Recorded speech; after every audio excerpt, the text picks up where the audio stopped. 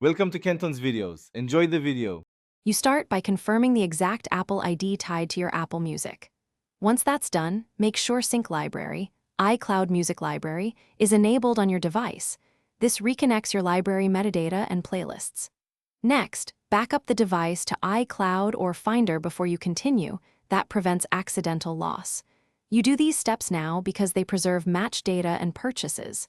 If your subscription lapsed, this prepares the account to accept restored content when you resubscribe. Resubscribe to Apple Music using the same Apple ID you confirmed earlier. This unlocks access to your previous cloud library.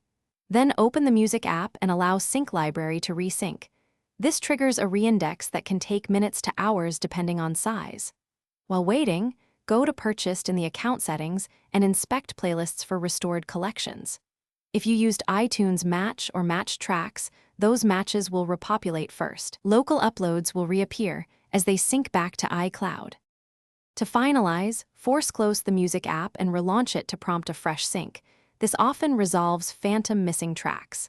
If items remain absent, sign out of your Apple ID in Settings and sign back in. That resets authentication and can nudge metadata to reappear. Make sure to check Purchased and Downloads again. Troubleshooting tip. If sync still fails, restore your device from the backup you made earlier. This recovers local files and playlist structure that Cloud Sync did not restore. Thanks for watching. Consider subscribing if we helped you.